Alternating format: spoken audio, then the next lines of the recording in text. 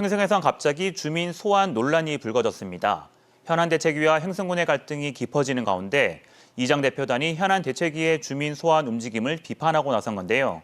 현안대책위는 주민 소환을 추진한 적이 없는데 황당하다는 반응을 내놨습니다. 자칫 이장 대표단의 비판이 주민 소환의 불씨가 되는 이상한 상황이 연출되고 있습니다. 황구선 기자입니다. 전해드리는 바입니다. 횡성 현안대책위가 군수 주민 소환을 추진하고 있다며 횡성 이장 대표단이 소환 반대 입장을 밝혔습니다. 횡성 이장협의회는 성명에서 현안대책위원회의 주민 소환 추진을 기정사실화하고 경거망동을 삼가라고 비판했습니다.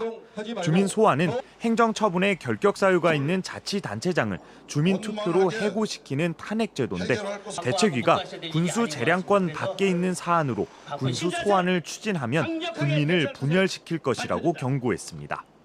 여러 단체들이 힘을 합쳐서 지금 군정을 좀 흔들고 있는 것이 옆에서 면면하게 보이기 때문에 저희가 그만 보고 묵과할 수가 없어서 이렇게 오늘 모이게 됐습니다. 언론 보도에 보도된 내용을 가지고 저희가 현안대책위는 황당하다는 반응입니다. 집회 구호에 주민 소환을 내건 적은 있지만 실질적인 검토는 물론 공식화한 적도 없는 상황에서 한 언론사의 오보를 근거로 반박 성명까지 나왔다는 겁니다. 주민 소환권을 기정사실화하면서 현안대책위가 마치 주민들의 분열을 조장하고 민사 8기 군정을 흔들고 있는 순한 세력으로 이렇게 폄하하는 것은 참 우려스럽고. 하지만 송전탑 저지, 군용기 피해 대책 마련, 호국원 같은 현안은 군수의 재량권을 넘어선 문제라는 이장협의회 의견에 동의하지 않는다는 입장은 분명히 했습니다. 군수가 한국전력이나 공군, 보훈부 편만 들고 주민 입장을 대변하지 않는 건 탄핵 사유가 된다는 겁니다. 오보에 기댄 해프닝이란 게 현안 대책위 입장이지만 주민 소환 논란은 이장협의회 발로 확산되는 모양새입니다. 이장협의회는 주민 소환 저지를 위해 읍면별 여론전을 예고했고 현안 대책위는 군수의 태도가 끝내 바뀌지 않으면 그때는 주민 소환에 나설 수도 있다는 입장입니다. 김명기 횡성 군수는 자신의 불찰로 일부 주민들에게 상처를 줬다며 소통을 강화하겠다는 입장을 밝혔습니다. 비행기 소음이라든지 호구원 문제라든지 송전탑 문제 좀 더 주민들에게 더 다가가서 그분들의 아픔이 치유될 수 있도록 협조해 주실 것도 부탁드리는 그런 시간을 많이 갖도록. 다수를 위한 소수의 희생을 강조했던 넉 달 전 발언이 주민 소환이 거론되기 시작하자 조금은 달라졌습니다. MBC 뉴스 황구선입니다. 오늘 낮 12시 반쯤 동해시 한섬 해수욕장에서 80대로 추정되는 한 남성이 물에 빠졌습니다. 이 남성은 심정지 상태로 구조된 뒤 병원으로 옮겨졌지만 끝내 숨졌습니다. 앞서 어제 오후 1시쯤 삼척시 증산해수욕장에서 아빠와 아들 사이인 40대 남성과 10대 청소년이 바다에 빠졌는데 이 가운데 40대 남성은 숨졌습니다.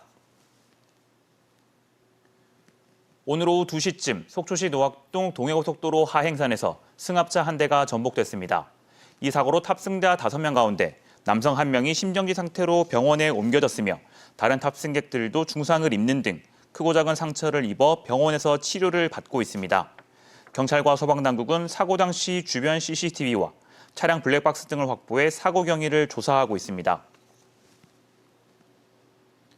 내년 4월 국회의원 선거를 앞두고 국민의힘 김기현 당대표를 비롯한 지도부가 내일 원주를 찾아 현장 최고위원회의를 엽니다.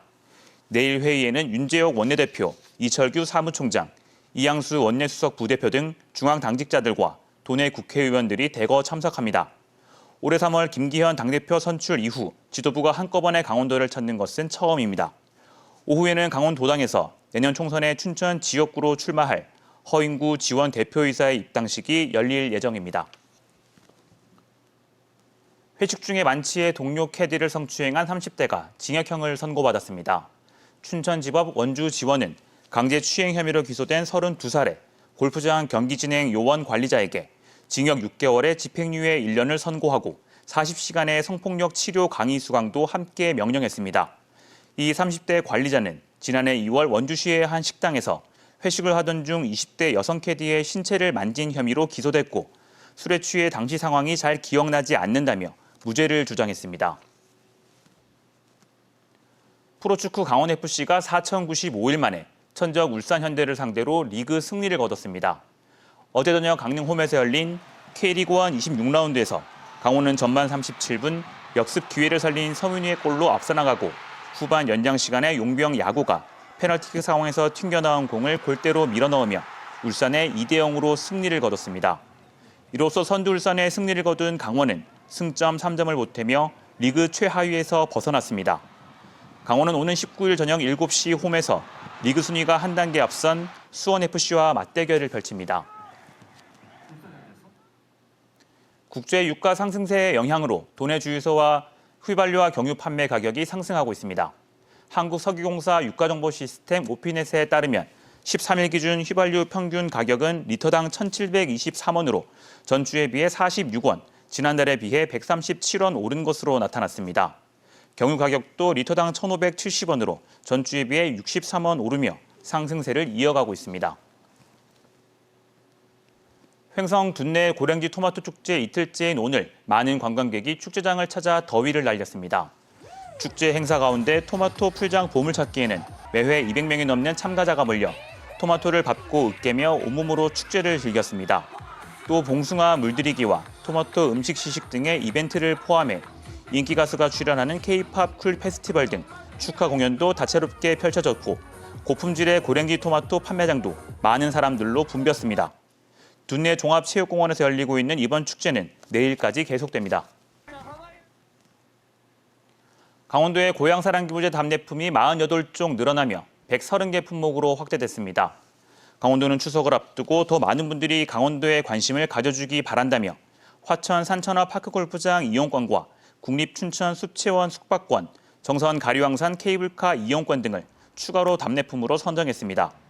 한편 강원 상품권과 강원 산돈, 한우와 쌀, 인삼 등이 기부자들이 선호하는 대표 답례품으로 꼽혔습니다. 강원도의 전체 답례품 품목은 고향이음 홈페이지에서 확인할 수 있습니다. 최근 러시아 수역으로도 조업에 나선 도내 오징어잡이 어선들의 어획 실적이 여전히 부진한 것으로 나타났습니다. 강원특별자치도는 도내 오징어 어획량이 지난해 63% 수준인 888톤이라고 밝혔습니다.